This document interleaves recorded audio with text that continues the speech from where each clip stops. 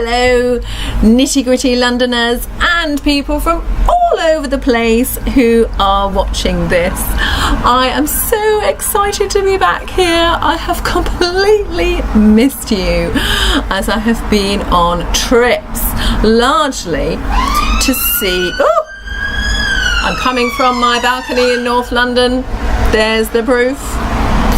There's the ambulance. Let's hope everything's fine. Now, I'm coming from North London. Welcome, welcome. I have been on trips largely to see the Middletons. Not those Middletons. You can see them any day on the Daily Fail. No, I've got some relatives called Middletons and they are in Seattle. So I hadn't met them before, cousins and second cousins and once removed and things like that. And it was the most amazing time. I've never been to Seattle before either, which was fantastic, and need to go back already. Didn't even scratch the surface of it. Completely different to all the other American states that I've been to, and I was just delighted to get to see some of Seattle in the most amazing weather and beautiful places that I got to visit. I have pictures, I have video, and I also went to Alaska, and that was amazing.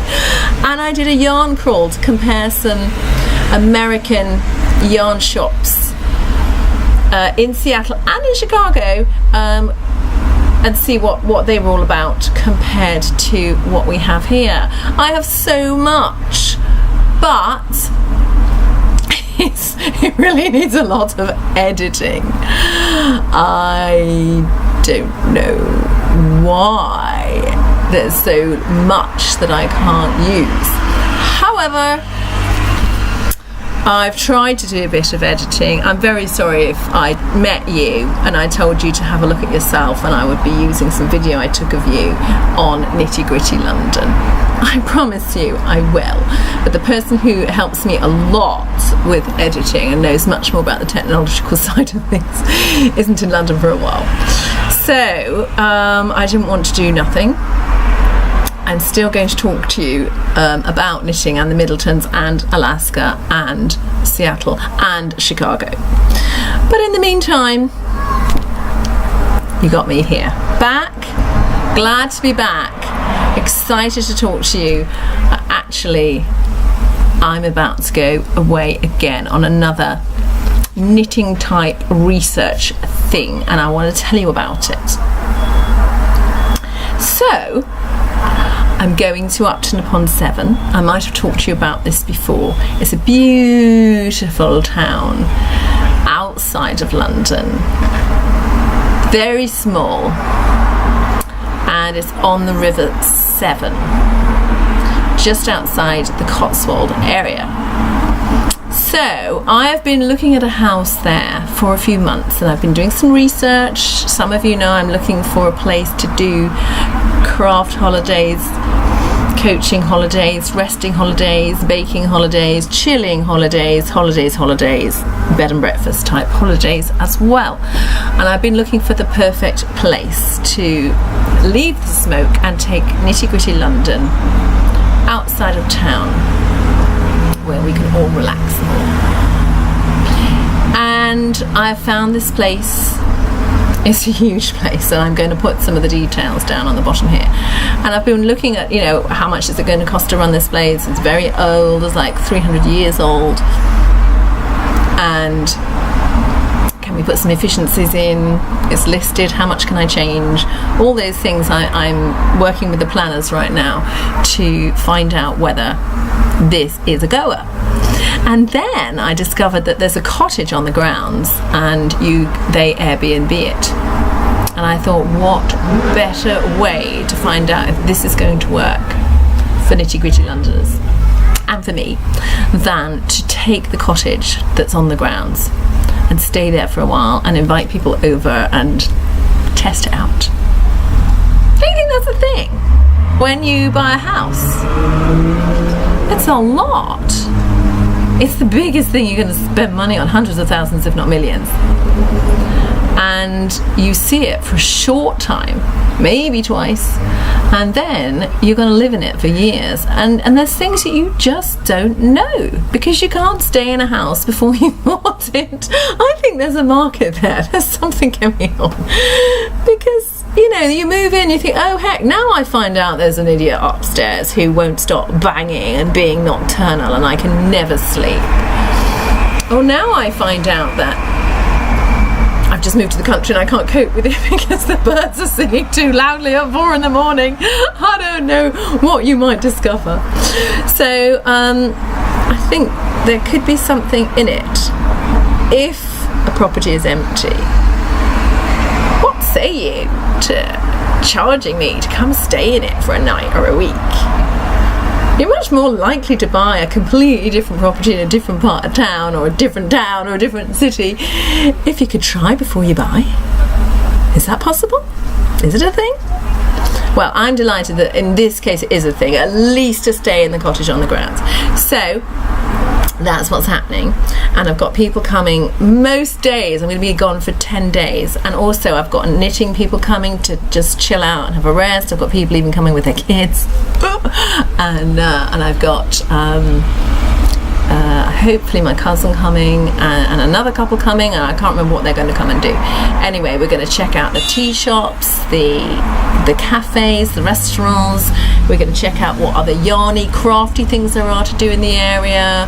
It's right on the water, which is a big selling point for me, and I want to see maybe if we can take a boat trip and check that out, and also see what the surrounding areas are like for people who might want to come and have a look further afield than Upton-upon-Severn. If you actually live in Upton-upon-Severn or anywhere nearby, please get in touch with me because I want to know all about life in Upton-upon-Severn. So that's where we're going. What am I taking with me? Well, let's do the FO first. It's actually an FO. I haven't even forgotten it yet. This is a finished object.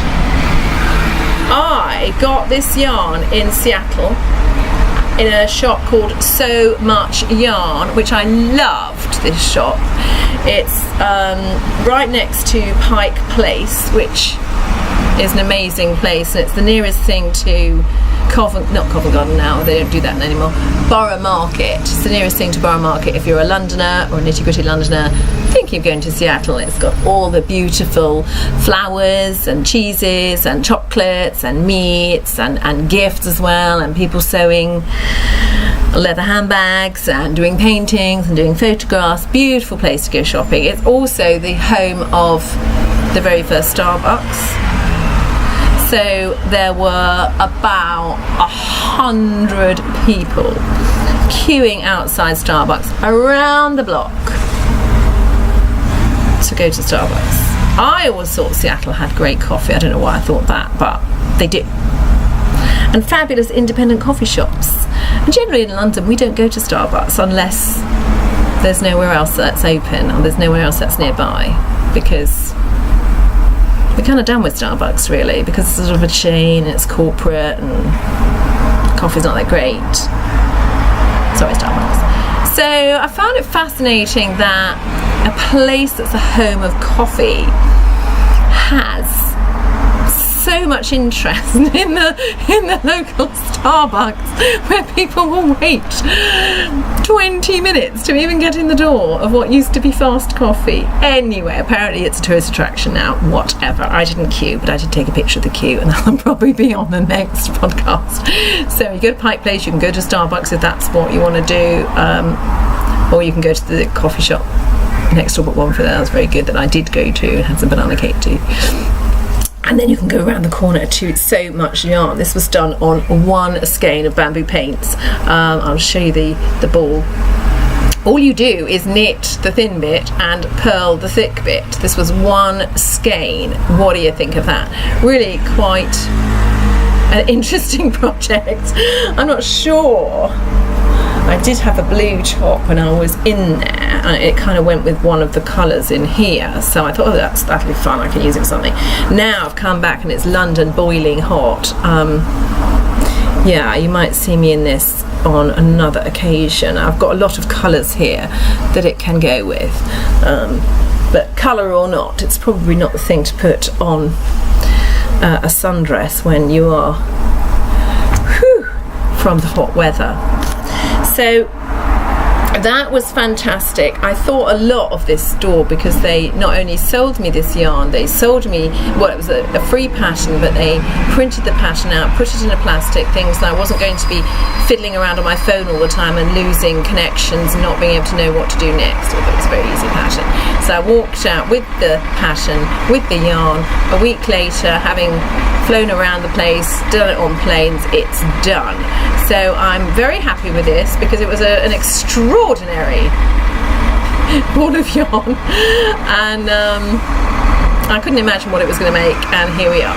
So thank you very much, so much Yarn, for all your help there. That was actually the only shop, yarn shop I got to go to in Seattle. However, I think it's the biggest, most beautiful yarn shop that I've been to, and I would do serious damage if this was in London. So if you're ever there, do drop by. They were fabulous. And so what am I going to do next? I got this in Chicago. Well, I got this pattern, if you can see it back to front or whatever. Anyway, it doesn't entirely match the yarn, but I liked the fact that we've got a pattern. I really need to learn how to do this properly, don't I? Anyway, I've got a pattern here where you've got graduating colours, and it is Catia Ombre pattern, which they recommend doing in their own extra fine merino wool. But I saw this beautiful yarn, beautiful yarn. This is a new one on me. If you know it and like it, you'll understand. Ella Ray Cozy Alpaca. And I'm loving it so much that I bought 3 colours when I was in Chicago, and now actually I've got back and realised I can buy it online.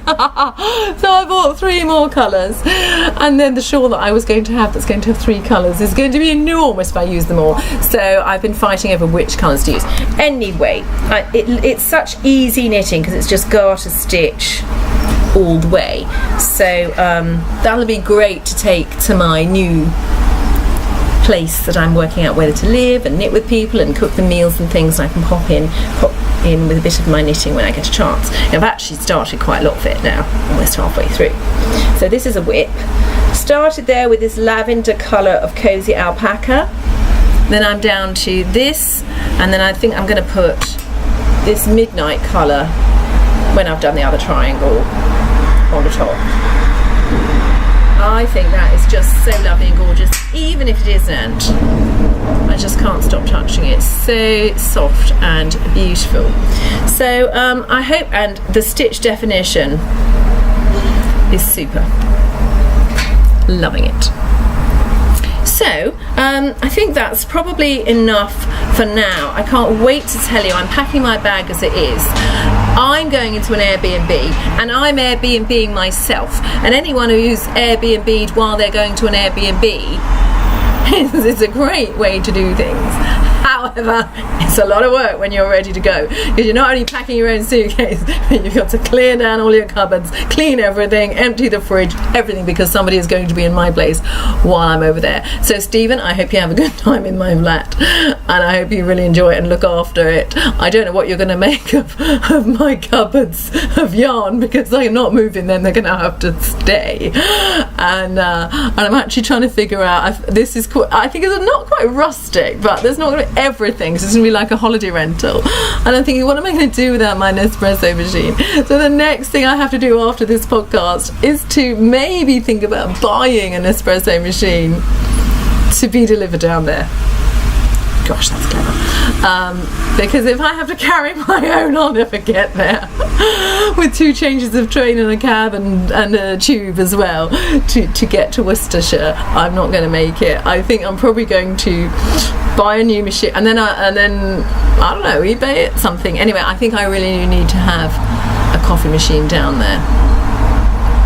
I hope there's a toaster. I've already given up the idea of my smoothies. I've just got back into doing my green smoothies here, and I've had a great time with that. But you as a holiday rental. Let's just not expect a Vitamix or a NutriBullet just yet, because I might be disappointed. I mean, I think if I take it and assume it's going to be a bit like camping, then anything extra will be a bonus. But I think I need my coffee machine. So I am absolutely thrilled, delighted as always with who comes to watch. I don't know enough about you. I'd love to know. I've noticed this last week we've got people watching in New Zealand, and I love New Zealand. Thank you for watching New Zealand. I want to know more and more about you. If you want to comment on anything I've had to say, if you want to correct anything, ask anything, if you know already all about Upton upon Severn or running bed and breakfast or what I should do with my knitting or anything else, please contact me in the comments below or private message me. Otherwise, I'd love to have dialogue with you, and I promise I will fill you all in on where I've been in the knitting and the yarn crawl, which I've been doing, which was absolutely amazing. But in case this place doesn't have Wi-Fi, I thought I better quickly get a video in, probably unedited, just me, before I go. I'll be able to record while I'm there, but I won't be able to load up if the connections are bad. So thank you so much for watching. As always, you have no idea how fantastic it is. I do enjoy making these videos and chatting with you, and please click subscribe if you want to know when another video is going to be loaded up. Love you all. Coming from this super hot day in London, I better go and organise so that I can get out of here before the Airbnb person arrives.